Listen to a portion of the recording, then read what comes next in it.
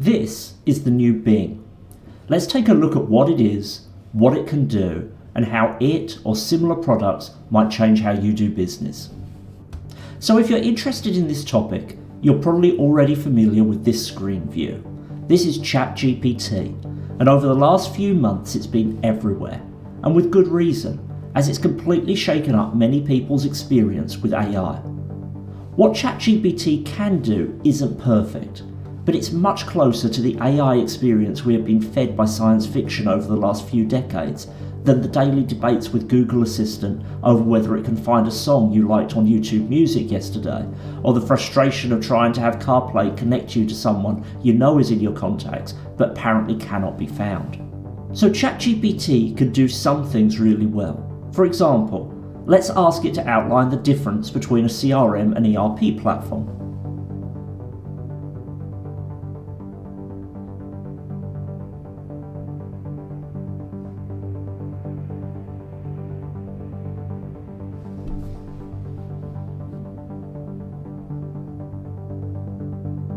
So that's a pretty good overview, but there are lots of weaknesses with ChatGPT's responses if you dig under the hood with complex topics. But you can see the biggest one here when we ask something that's connected with current affairs.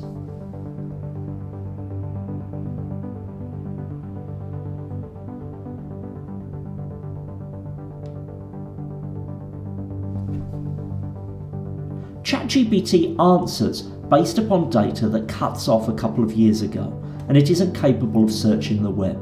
So for anything current or anything recently updated, at worst it's going to be useless, and at best it's going to be severely out of date.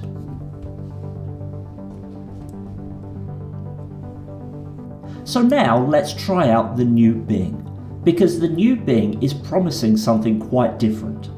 Bing is integrating a similar large language model as ChatGPT, and both are based on OpenAI's technology.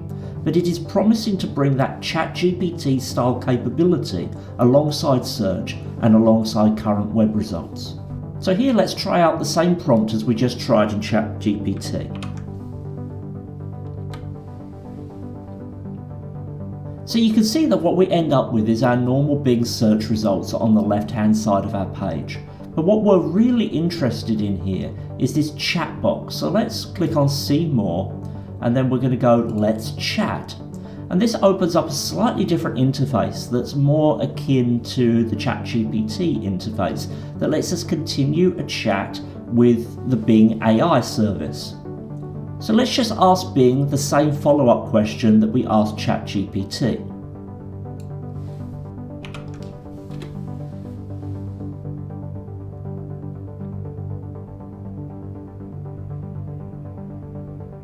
And you can see that unlike ChatGPT, Bing has access to the current information that's relevant to what you searched for, and it's also giving you references so that you can learn more from where it's finding that information. So already you can see there's a lot more value here than the results that you're getting from ChatGPT, where you're not really sure where the information that's being referenced is coming from. So while you continue to chat, it will continue in the same context as the chat you started. But if you want to start a new chat, you can just click down here on New Topic and it'll clear this out. So let's think about something that's more relevant to a business scenario. So you can see this is a much more complicated prompt where I'm asking the service to pull in information from the web.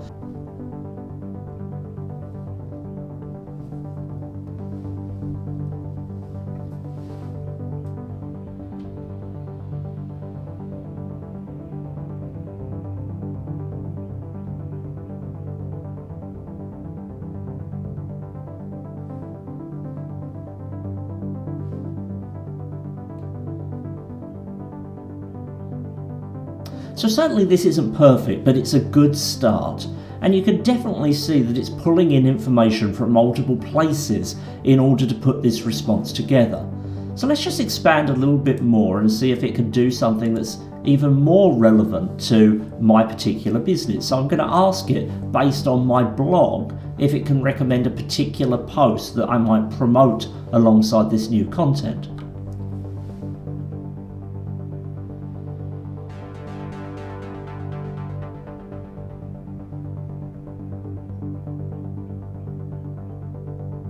So you can see that the inclusion of web results really helps to boost the relevance of what you're getting back. And in an example like this, you can quickly generate more customized content or more relevant results using information that is outside of your request. But it isn't perfect by any means. Let's take a look at another example to see what I mean. So I'm going to ask it, based on the information on my website, which very clearly says I target small businesses, what are 3 businesses in my local area that I should target to acquire as customers? And remember, above I already told the chat that I target business owners of small and medium businesses. So let's go ahead and see what it responds.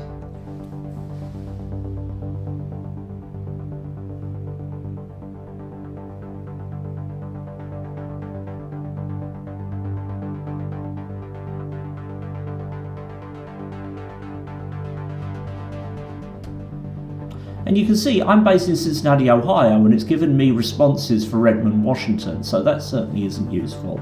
But I can ask it a follow-up question.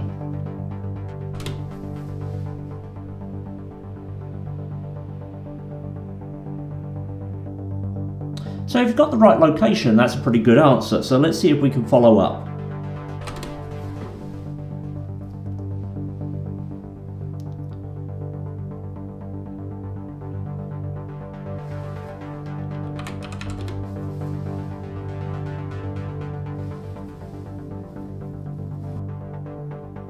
So I'm not sure about the first 2 businesses on this list, but I'm sure that Lowe's Home Improvement is not a small business. So that response wouldn't align with what I was asking it to do. So you can see that depending on what you're asking, the context can be lost. This certainly isn't perfect. But I guess most importantly, we could ask Bing what it thinks it can do to help businesses.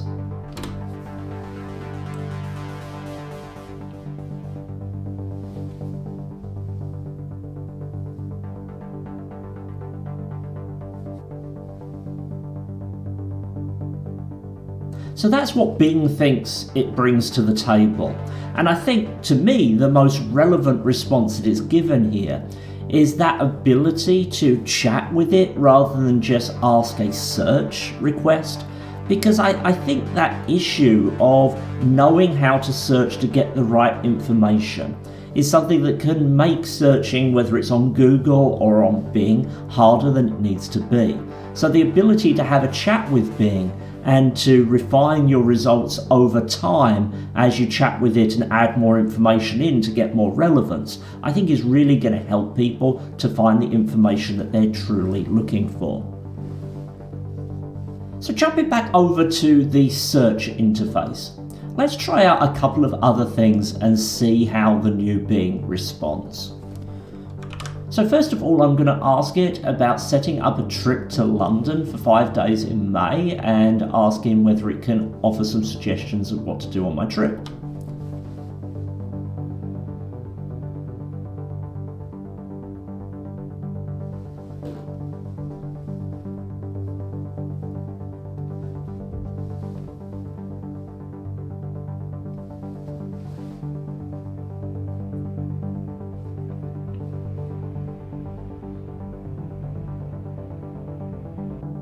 So you can see I've got the normal search results here, and already in the first few places I can see a list of things that I might do in London. But let's open up the chat search results and see what we're getting here. So just looking at a listing of things, it's breaking it down into different types of attractions. It's taking into account if you have extra time, you might want to go further afield than London because some of these things are quite a way away from London. It tells me about the temperature, etc. So I think just looking over that briefly, it looks like a fairly decent breakdown of what I might do for 5 days in London, but clearly is just replicating some of the information that I'm seeing over here. But the problem with search results is that often you don't know where you want to go, and you end up in kind of a rabbit hole with going into different websites that you're not really familiar with. So the benefit of having this box on the side here, I think, is pretty useful, just because you've got everything kind of broken down as a summary. So let's try one more example.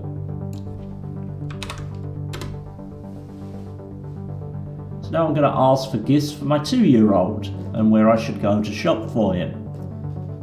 So I've got some shopping ideas across the top here and some various websites that are either trying to sell me something or linking me to various products, but let's take a look at the AI results here. This is clearly a lot less specific than the answers that were given about the trip to London. And there's nothing really wrong with the answer that is given, but I couldn't really do much with this. So, I can click on an option here to continue chatting, so we can do that. And it's going to bring me across to my chat, and then let's see what it adds to it. And this is kind of a better set of answers, in my opinion, than what we saw on the first page. And you can see with the ads that are included in here exactly how Bing would plan to monetize these kinds of results. And it would be interesting to know how customized these are in relation to the response that Bing is giving, or are these based on a very different kind of set of data that it's giving back to me to just giving me blanket ads that kind of align to what I'm asking for, rather than things that are truly specific to the types of product that I'm looking for. And in this case, it seems to be doing a reasonable job of giving me products that do align to the request that I've made. So I think this is really exciting, but it's certainly far from perfect. But it is a step along the right path from what we were seeing with ChatGPT, because it's just such a weakness with ChatGPT that it can't look at the web right now. And so a lot of the things that you might ask about that are relevant to the now, it's giving you answers that were relevant a couple of years ago. You can certainly see where the Bing technology is stronger and where it is weaker. It's helpful that it links into, say, your business website, but it's not always going to give you a perfect response. So you still have to kind of police the response that you're getting, and you shouldn't really just take what it's telling you verbatim and trust it as the right answer. It's probably just as likely that it's going to tell you something wrong as it's going to tell you something right. But that's probably similar than just doing a web search on Google anyway. You're not really sure about the veracity of a lot of the information that you're seeing. So if you want to get started with the new Bing, you actually need to join a waitlist right now. So what you'll want to do is head over to this website and just click on join the waitlist. You'll sign in and then it'll add you to the waitlist. It'll actually get you to do 2 other things as well. It gets you to set Microsoft defaults on your system, which means, for one, that it sets Bing to your default search engine. And it gets you to download the Bing app and kind of suggests to you that if you do those things, then you might get moved along the waitlist sooner. But I don't really know how much that's going to move you up the waitlist or whether it does at all. But that's certainly the suggestion that it makes. So I think this is something that a lot of people are going to want to try out pretty soon.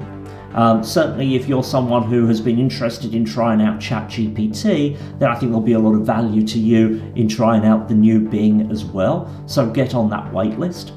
I don't think this is at a point yet where we can just blanketly trust the results that it's giving us, but we can certainly see the direction that things are going. And I think that in the months and years to come, we will see a much better search experience coming out of technologies like this. So I think we have exciting months and years ahead when it comes to AI. Microsoft has already integrated some of this technology that you're seeing in the new Bing into its new Teams Premium package. And there's been announcements to say that other platforms like Word are going to start to get this technology. Now, we don't entirely know exactly what that's going to look like yet, but there is going to be an arms race between Microsoft and Google, at least, on getting AI into different products. And some of these advances will be great and really help us, and some of them will not, and they will go away. But certainly AI is going to be the buzz topic in a lot of the innovations that we see in technology in the coming months and years. And I'm certainly excited to see what it brings us in terms of being able to work more productive, to be able to support people better, to have a better work-life balance, and making the experience of using our technology more inclusive.